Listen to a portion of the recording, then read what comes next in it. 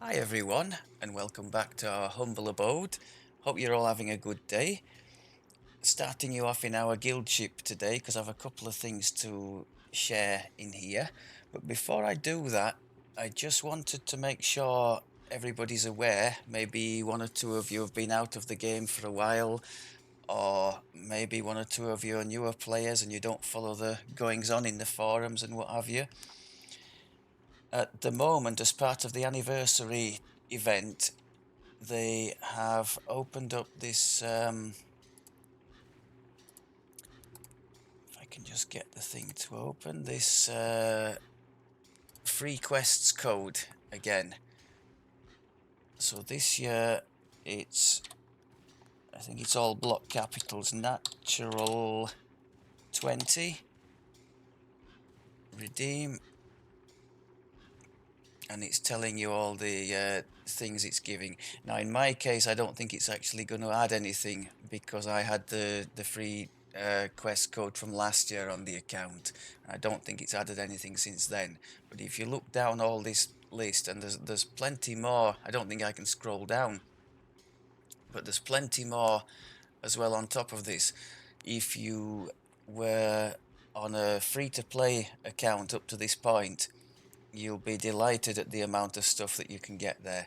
Loads and loads of extra content. It just basically unlocks the game for a free-to-play player. So please do take advantage before, I think it's the 24th of March. Get this code unlocked on your account, and any friends you've got who might like to take advantage, please make sure they see that code before the back end of March. That brings me on to a bit of a discussion in the forum. It's something I've been harping on about for a while, and I think there's definitely a point to be made on this. You basically, when you enter the game as a new player of any game, you want to have a bit of a look round, don't you? Suss the things out. Is this going to be for me? You know, I'd like to try before you buy kind of thing. I think that's normal. And the problem we have in this game, and I'm a good example of it because I really hit a brick wall when I started. This was before the free quests and everything came out, and I had to slowly and painfully open up my options for quests to play by getting DDO points over time just through questing, and and gradually expanding the range of quests I could do. And as luck would have it, I just about opened everything I wanted when the first free quest code came out. So I kind of had mixed feelings about that. I was delighted about, in general, that they should do something like that. But to me, who'd sort of worked hard to open everything up, and then everything was open for everybody anyway. But I think this is the thing, isn't it, now? Everything isn't open for everybody, because once this free quest thing finishes, we're back to the square one again, in so much as a new player could come along, be enthusiastic about the game, suddenly hit this blocking point, very early in their time in the game, run out of free quests to play, and you're left with a choice, pay for VIP to unlock everything and try. I mean, that would be my advice if there's no free quest code going, just to see if you're interested in the game. Take a month's VIP, open up all the quests, and just have a look. And then if it's not for you, you've not well, I think you've lost the price of a pizza or something like that. So it's not the end of the world, is it? But yeah, my comment on that is the same as it's been for a while. Why can't we just open up? I mean, some of this older stuff, the likes of Tangleroot, Sorrowdusk, Threnel, Restless Isles. When's the last time most of us stepped in any of those? And I'm sure there's more to go to that. A lot of us, we level largely on the back of expansions. And this is like an extension to the point I'm trying to make. Somebody who gets all this content, or a lot more content than there currently is now, you know, on the free to play, they're going to think, right, oh, I've seen all these people with all the set bonuses and the fancy loot, you know, from leveling stuff from Ravenloft and Shan and Feywild, and I'd like to, you know, to have a go at this myself. Oh, I'm going to get myself this and that expansion. So I don't see it as the game will have anything to lose by, you know, making some of this older stuff available permanently. And I really wish they would do that. I mean, this code is nice and all, but it does raise the point. If anybody, this is the point they were making in that forum post, if anybody deliberately creates a load of accounts with that code on just to give to new players who might, you know, show an interest and who might like to take the game further, but who've run into that block point, you know, the paywall, as it were. I think there you're falling foul of the rules of the game. You're not allowed to do that, are you? I think plenty of us have got sort of spare accounts, you know, to help with farming loot on occasion. It's something I absolutely hate doing, but when needs must for a piece of end game gear, I do it for myself and for others. But beyond that, I don't think we're supposed to be doing it. So I don't know what the solution is to that. I suppose just when the free code comes out at the moment, just make sure everybody in your circle knows about it. Anybody who sort of expressed an interest in the past and was put off by the paywall, that kind of thing. But I still think they're missing a trick by not making more free content. As you may or may not know, I've been and had a little try on Lotro on the other side of the SSG fence recently, and I was very pleasantly surprised on just how much free stuff there is. You know, for a completely free player, I didn't pay a thing, and I think you can go up to level 90 odd of 160 levels they have just on the free content, and there was so much free content that I found I was leveling too quickly to be able to investigate it all. So the complete opposite, really, of DDO, and I really wish that could change in time. I can't see as what they've got to lose from doing that. So that was my first point. Natural 20 in the code box. Make sure you unlock all your things on your account. It's not just quests, by the way, if you didn't know. There are races as well. I think, is it races or class? No, it's a mixture, isn't it? I think there's Warforged race. There's Artificer. Is it Favored Soul classes as well? Tons of good stuff on there. Please make sure you do that before March the 24th. Right, moving swiftly onwards. I covered the anniversary event already, but one thing I will say, we've all transferred recently to the new servers, and as such, I'm saying all had monster manuals reset. Mine seems to be a bit of a hodgepodge at the moment. But do have a look if you're looking for mysterious remnants to trade in for the Remnant Rush event, which, by the way, there isn't one in March. The next reset for that is in April. But do have a look on your monster manual section. See if you might have anything to claim. Now, I've done mine already, so I can't show you anything that was to claim. I think you probably all know, those of you who've got access to this. It would be highlighted in like a flashing box, something to claim, and it would either be shards or remnants. And the remnants, I think you can have 250 for a lower down one, or 750 up at the top somewhere. So well worth having a look. Mine, as I say, it was a mixture. Some seem to have been reset and I could claim, and others for some reason seem to be just capped out and not claimable. So I don't, it doesn't necessarily follow either. If there's an exclamation mark that there's something to get, I don't quite follow. what's going on with it, but I did have plenty of remnants to take, so do have a look. If you're wondering why I've got access to these and I'm not VIP, I took them for DDO points over time. But yeah, remnants for the monster manual. Have a quick look, because I think most of us will have accrued some sort of rewards on there since the transfers.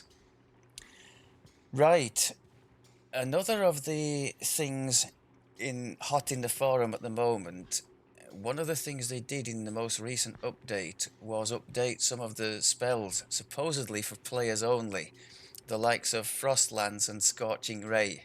Those of you who've been subject to this, or who've suffered mysterious caster deaths recently, will probably know where I'm going with this. My own introduction to this came in the Freshen the Air quest in the marketplace against the Troglodyte Shaman.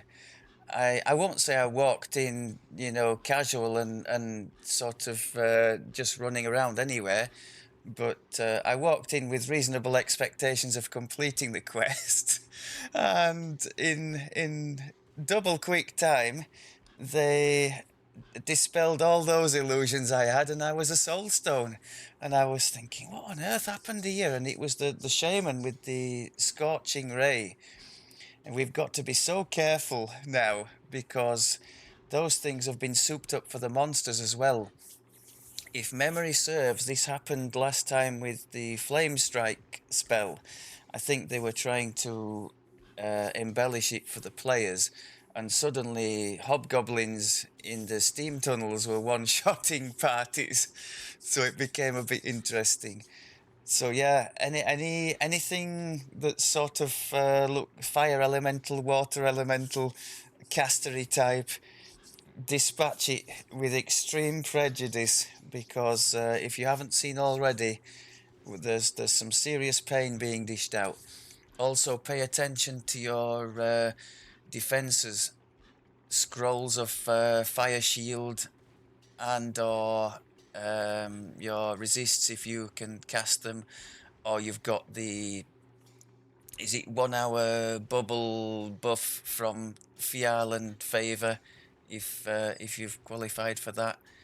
All those kind of things could help to keep you afloat.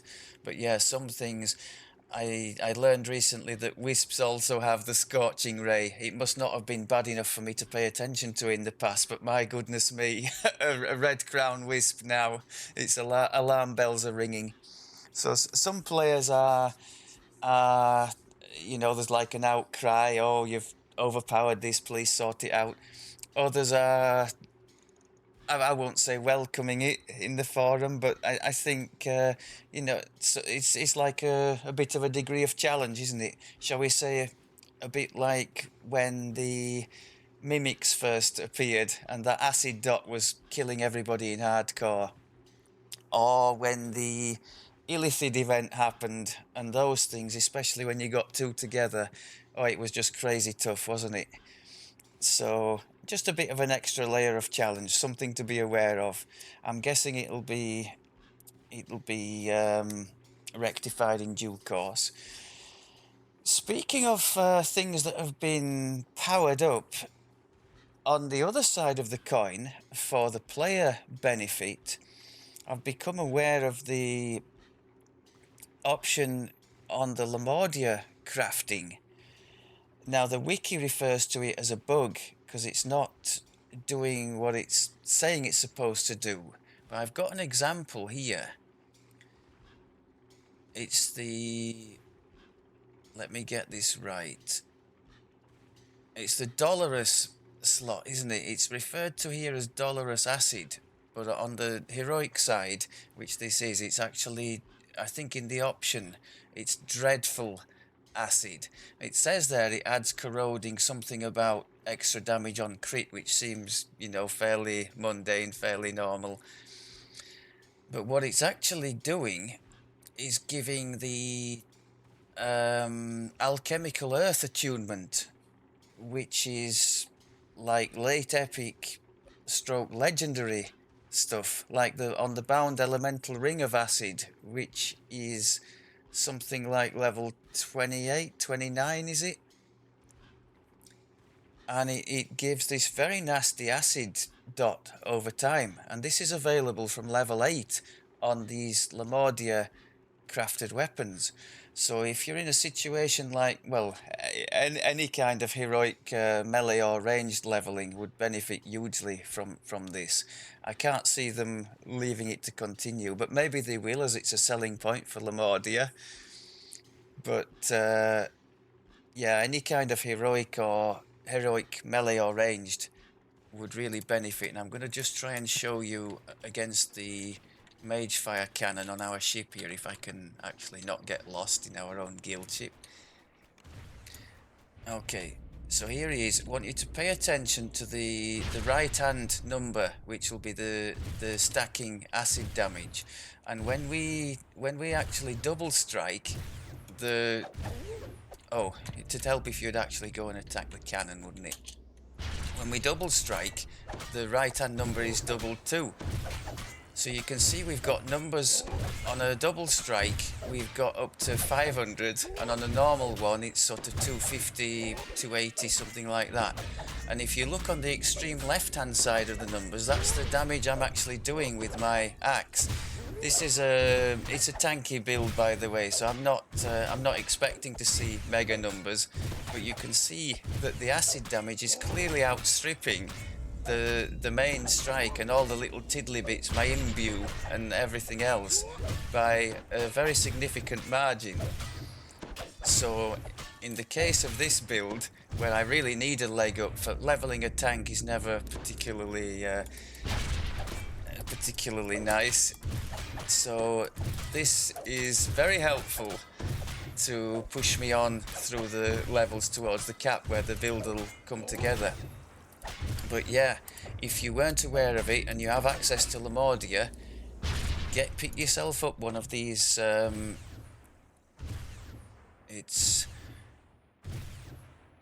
me just show you.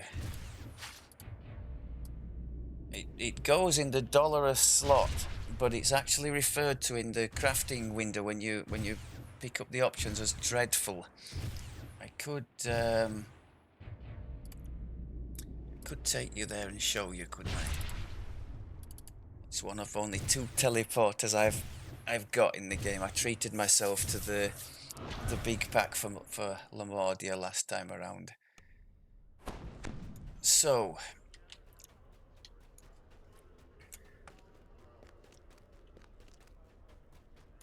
yeah, I don't know why they've done it this way, but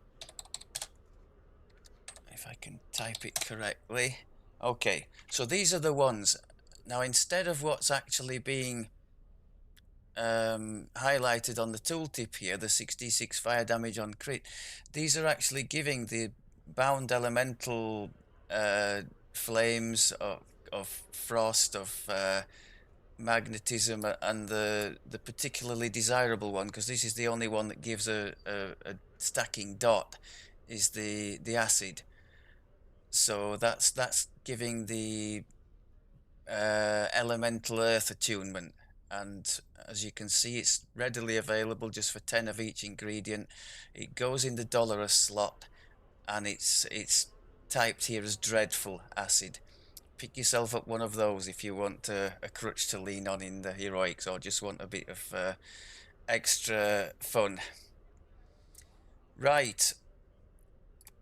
What else have I got noted? Yeah, I just found it. I always do, actually, when there's something that kind of hurts the players, like the Scorching Ray and that kind of thing. Yeah, people are up in arms. I can understand, but when there's something like this, that I did actually find it in the forum, so somebody at least has mentioned it, but it tends to be more hush hush and, oh, we'll have a bit of that. We don't mind that. And it's clearly not what was intended. So get it while it's hot, I guess, is what I'm saying. Yeah, I was talking about the remnants from the Monster Manual and the Remnant Rush event. I was wondering what which ones of the goodies you folks had your eyes on? Which ones you thought were worth getting? I have one box at the moment. As my focus is on play at the cap, I would only consider getting something for that, something either one of the rare armors, possibly the Autumn Equinox, which does actually have that Alchemical Earth attunement on it, among other things, the ring. So I was just wondering what you folks had got your eyes on. There's another artifact ring, an electric one, which possibly my arty would like. It could be the solution to my problem of not being able to get the electric onto his gear for using his imbue. You might recall, if you've seen me doing that build, I'm cheating at the moment. I've stolen the imbue from Dragonlord, a few levels of Dragonlord, to get their imbue on that build. Just wanted to show you quickly, again, in case you missed it. I know, Brian, I know my inventory is always a mess, but in here, with these guild chests, I think we've done a great job with our little team of making nice things available to all and putting these chests to good use. Basically, most anything that's useful and that is not bound to account, we can find now in here. And I think it's become a lovely resource. Thief tools, alchemical weapons, that's a bit niche, but we've got the shields can still be pretty useful, I think. Up until recently, my druid used an alchemical shield because you can craft spell power and crit stuff like that on those. Cookies, crutches to lean on in the lower levels, nice sources of AoE. Got some nice ones in there, usually focused on the AoE. So ingredients, we've got the antique bronze tokens for the sands, loot, dino, and Lamordia. Canith essence. Recently, one of our people went from basically 0 crafting to sort of 350 in basically in less than half an hour. And we use a load of Canith essences to achieve that. Giant hold relics, nice for augments and things from there. Curse cards, that's a new addition. We typically would only curse endgame gear, just sort of spin the wheel and see what we get. And Sibiri's shards, I had slung them all out to save on crafting space, but I've started to stack a few of them in here just because we've got a bit of extra room, and I'm thinking they suddenly found an extra use for remnants. Maybe one day they'll find an extra use for these too, because they're basically redundant from what I can tell. But I think the one thing that makes me wonder if they ever will use them is the fact that they are not bound. The remnants are bound to account, aren't they? So they're not tradable, whereas these things would be. So if they decided to do an event around them, would it be open to abuse or something? I'm going to save a few in here anyway and see what happens. It can't hurt. Other side, I think I've shown you this before. Endgame augments of all shapes and sizes. Just things that could help. It's nice to have one place to send people to, you know, we've got 14 stat diamonds and all this kind of stuff. One place that people can go to have a little look and see if there's something, you know, instead of rooting through umpteen bags and characters. So that's quite nice. Here we've got all our we've got some portable holes for the bag space, omnispell dust, scrolls, deadly weapon we use for raids just to give us a bit of extra oomph because we shortman the raids. Radiant force field, I guess they'd be tradable in time. DDO I should be taking around with us. Should be using those in problem quests like Whiz King. Of course, normal people would just use the Mikhail Hireling, but I keep forgetting to put him in my bag before setting out on that quest. Potions, major mnemonic enhancers, and we've got some radiant force field. Invisibility is quite nice, especially at the low levels when you don't have it. And these gloomy potions from the Night Revel event to cure ability damages and such like, really nice. As you can see, we went a bit overboard and invested in loads. Tomes, there's a lot of random rubbish in there, but some are pretty good. 7 corn, 7 decks. These probably come from the little raids that we do.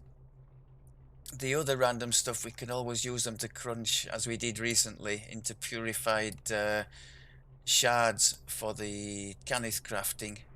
Some people are free to just come and pick 1 or 2 up and do that. Shards for feet swapping, we've got everything we need in there, I think. And then the festive augments, along with coins from the Snow Peak event. So I think we're pretty well kitted out there. Chest 1.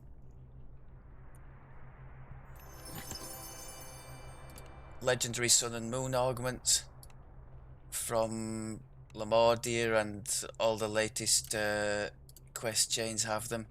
Again, just so that people have one chest, one place to go to locate these things when they're looking for, you know, an end game character, so they're not running around in all the bags and what have you.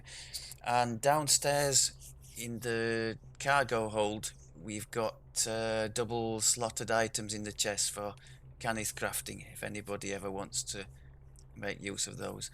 So if I do say so myself, I think we've made a pretty decent job of that.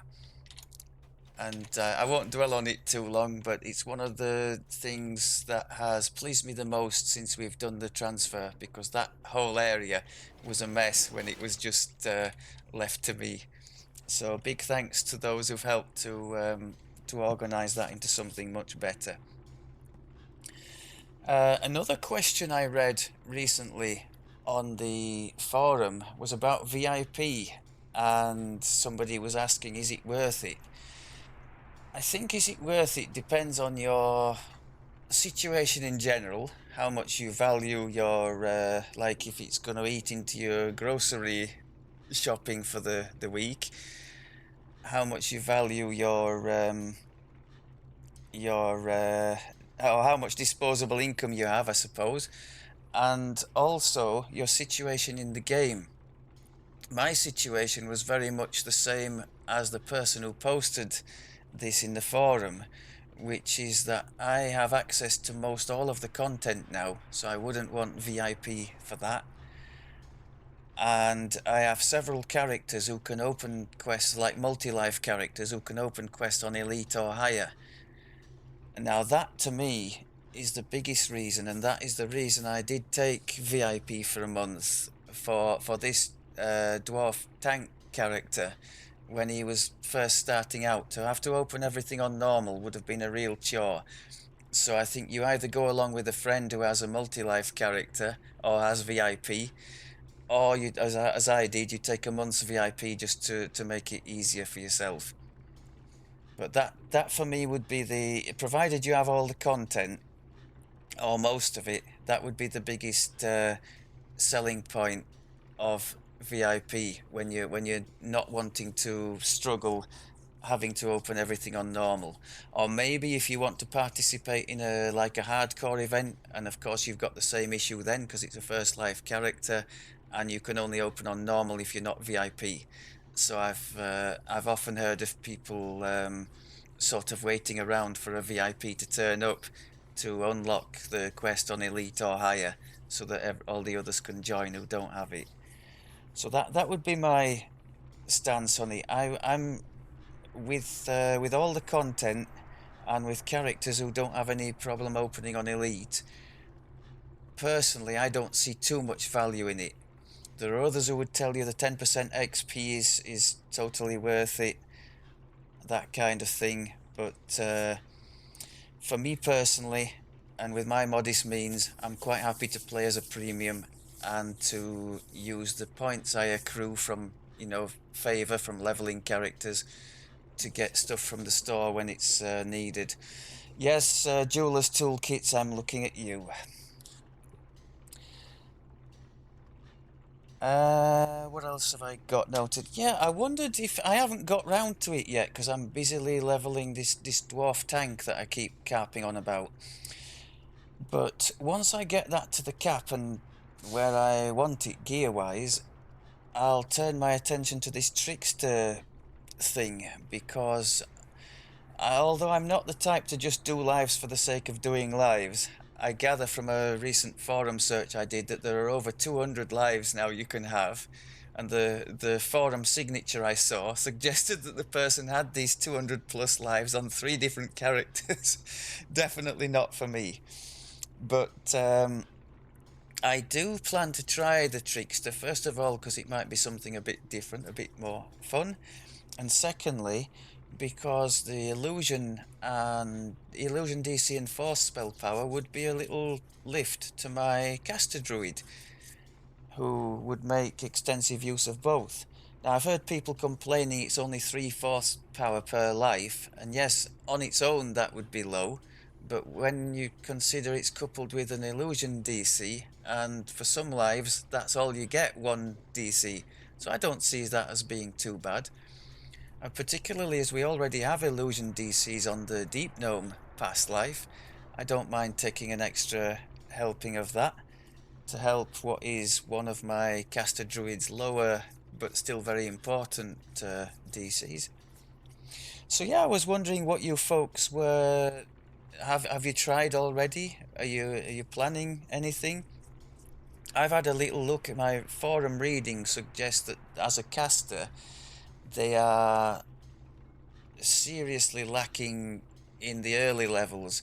Now, having addressed that issue more than once on my caster druid already, I have no desire whatsoever to go back to something that's, you know, from level 1 to 7 going to be struggling for AoE and that kind of situation. So I don't think I'm going to be going down that route.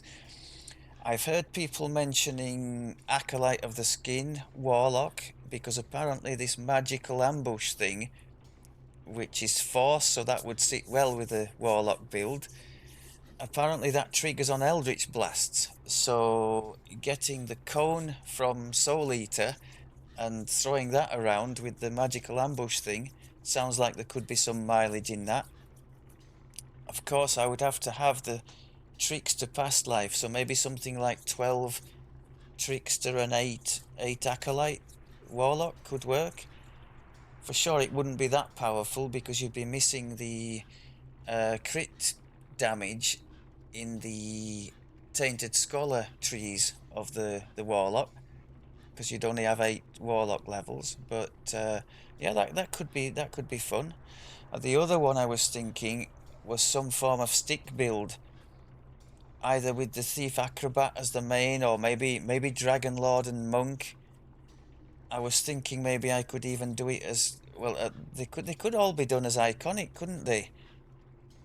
I could do the Tabaxi Trailblazer again, which I was very fond of last time I dipped into. So maybe that's something else to consider. I mean, that Trailblazer on its own, that tree has some nice things, as some of you pointed out to me last time. The is it staff sweep and the speed, the sneak attack dice. I think there's deflect missile, isn't there?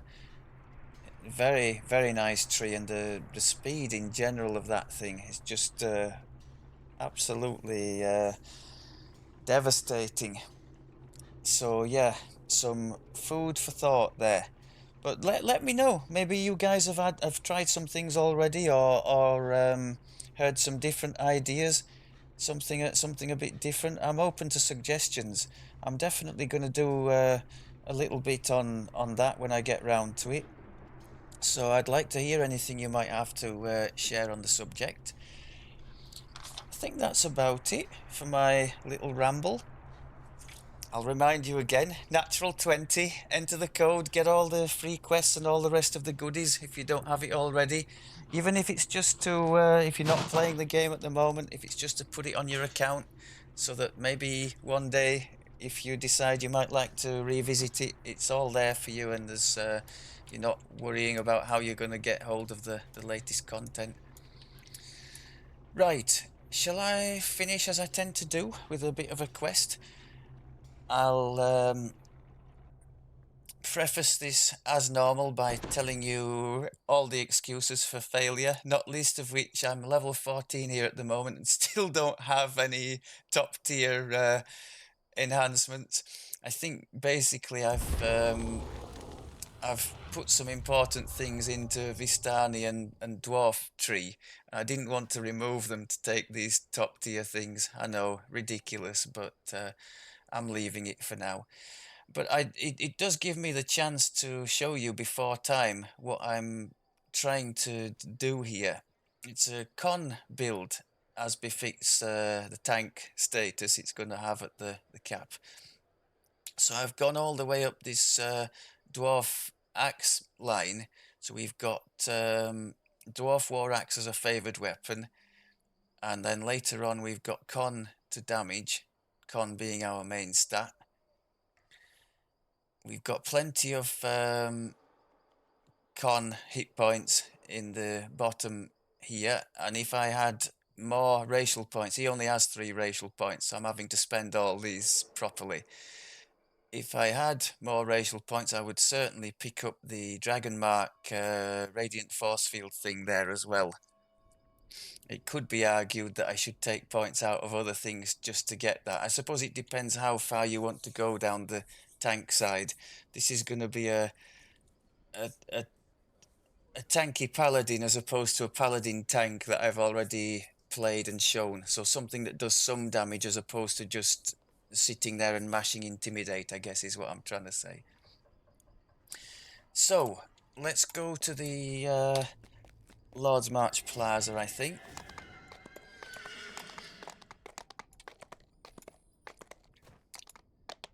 I think last time you were with us, we did the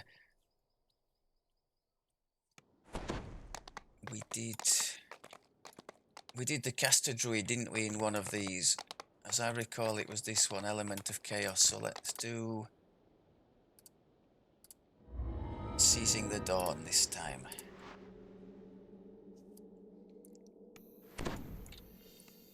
So, as mentioned, I can't remember exactly what's out there, but normally I would just probably YOLO in there and not pay too much attention to the elemental resistances. But in the current climate, I'm becoming increasingly wary. Famine Reaper as well, beware of them. I think they have Frostlands, but they've been taking half my health pool.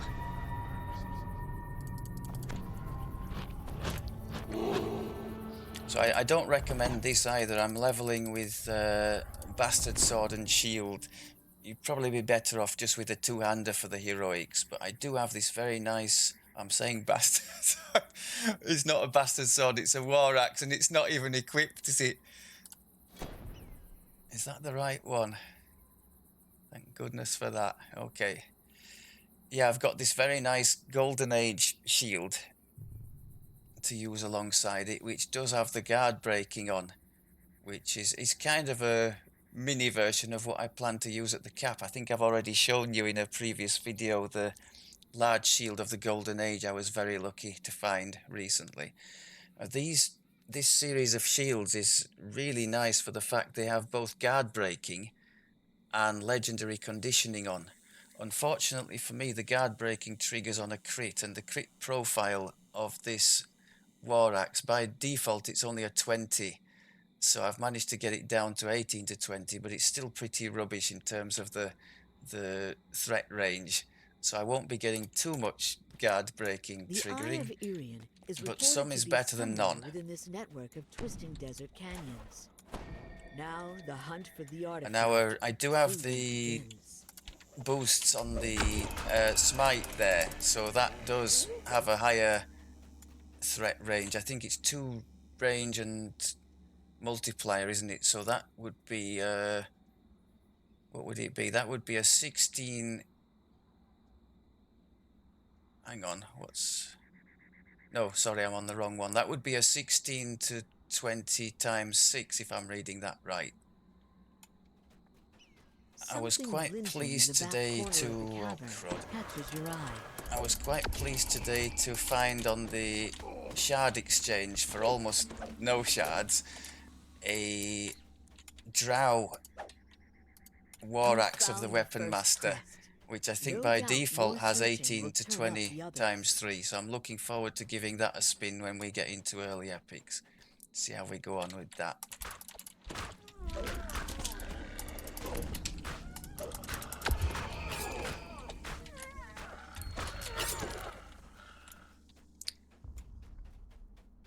I've been wondering as well about what to do. The sunlight here feels much stronger than what to do on the epic destiny side. Obviously the main one is the sentinel for the tank. We're going to have, as a paladin, we've got to put some into crusader, which leaves one over on my main character paladin, which you might have seen. I used Fury, didn't I, for the basically for quick cutter. The like hoots of hyenas come from the tunnel ahead. But I'm thinking with this more tanky focus, I'm not going to do that. I'm thinking we'll probably go Dreadnought for the stats. I think there's 15 PRR in the cause. There's 10 healing. As we're using boosts, there are 3 more boosts in there, which won't be too bad. But it does mean we won't have quick cutter, so I'm not, I mean, the quick cutter goes very well with guard breaking because of its, I think it has 3 increased threat range, doesn't it? But I'm not too disappointed we won't have it this time because it's going to incentivize me to make more use of other stuff. You can see the guard breaking going off there. It's handy, especially when it triggers on a Reaper. Some of the other stuff in the tree, in the Knight of the Chalice tree, like this one here, the Avenging Attack, I really didn't make that much use of it. And maybe even the smites themselves, because my go-to was always the quick cutter. So not having that, I hope is going to encourage me to lean more on other things. And did we... Let me just make sure I haven't left her. Oh, is there a crest down here, in fact, that I haven't gone for? Yeah, in waffling on, I think. Did I miss one down here? No, maybe not. Terribly bad at multitasking. We haven't missed anything in there, have we?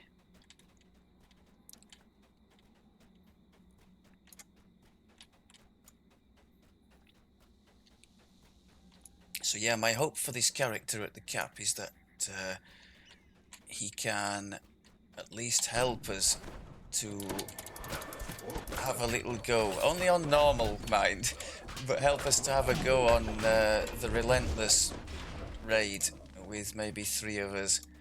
He'll obviously do light damage, which will help.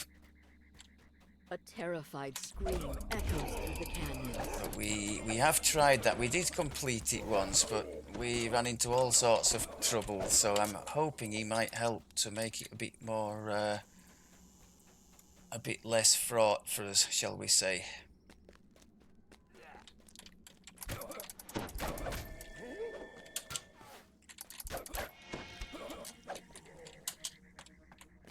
And otherwise just provide a tanking alternative to our very effective but long-suffering warlock, because whenever there's any raiding to be done, he's always the one who's having to tank. So where is this last crest?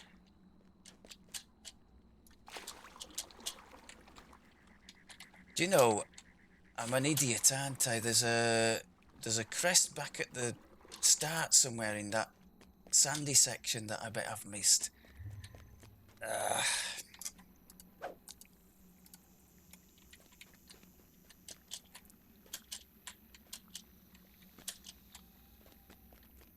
The rocks here look climbable. Then again, I think half of you would be somewhat disappointed if you ever found pro-level gameplay on this channel.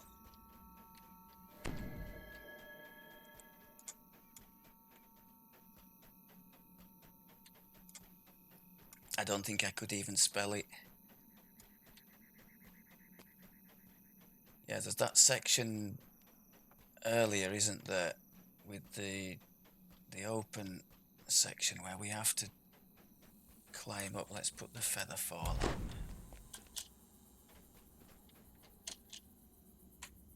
I think there's one either at the bottom here The sand or up at turns the top. beneath your feet as several scorpions burst to the surface. Is it down there? Nope. Oh, go away.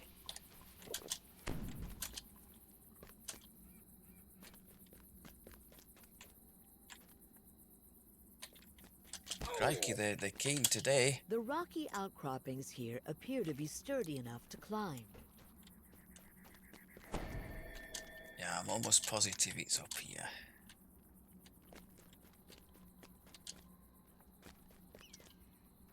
Yeah, there we go. So sorry about that. This puzzle solution, in case you were wondering, it's always the same. It's just like the one in the Dryad and the Demigod raid, if you know that one. Or there are similar puzzles scattered around. I think there's one in the Vecna chain as well, isn't there? So you just do, provided the left-hand one isn't lit, which it isn't, we go 1, 2, 3, 4. Happy days. Sometimes you need to step on 2 as well. Now, if the left-hand one was lit, we would do 4, 4, 3, 2, 1. Just become open to you. And it's always the same. I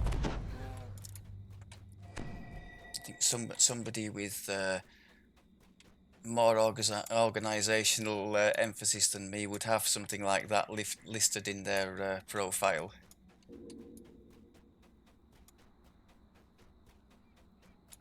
Yeah, I've picked a good time to happen across, or the developers have picked a good time to have that overpowered weapon system in Heroic, because I do need a little bit of help leveling this tanky thing. As you step inside the temple, you notice that the floor I've been is totally taking free of the sand and dust of the shield feats Everything instead is of strange. offensive stuff. Someone or And as something such, is the caring for poor this little place. thing's a bit down on power.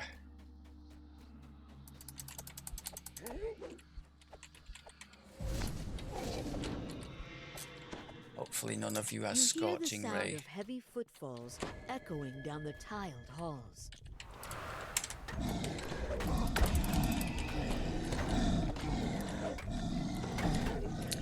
Oh, just be a bit careful with these acid dot weapons if you happen to go into whisking against the clay golems. 5 minutes of fighting clay golems later, we both realised we were healing the bloody things for more than we were hitting. So luckily I have a swap weapon here which dealt with it. But yeah, just be aware of that.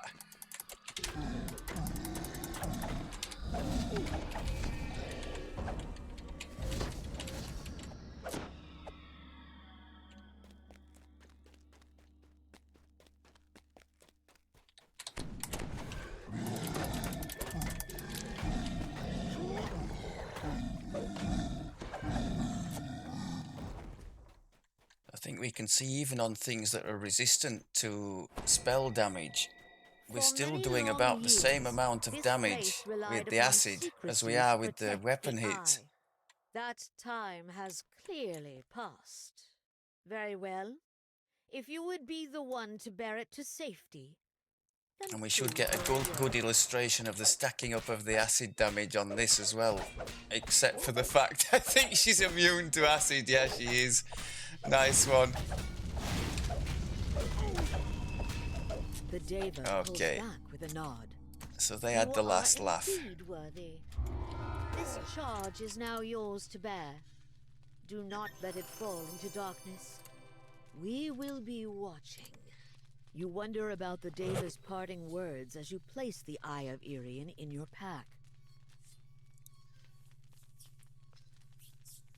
Yeah, this, if I was ever going to, I don't tend to go in the public groups, not because I've ever had a bad experience. I always worry because whenever my two guildmates I've done a bit in the public and they say, oh, you do this, you know, the public does it like this. Because I always do everything wrong compared to what the public would do. So I always worry about not measuring up or messing something up for somebody. So I tend not to, but a character like this would love to be. Well, I suppose he could help as well. He could be the center of attention, but for the fact he wouldn't reach anything before the public could have destroyed it all. So, but he could certainly take attention from players who would less like it. Right, I think that's about it. Thank you very much as always for looking. Happy questing. Wish me luck on the road to the cap, and in the fullness of time, hopefully I'll be back with the finished article and show you whether or not the experiment was a success. Take care.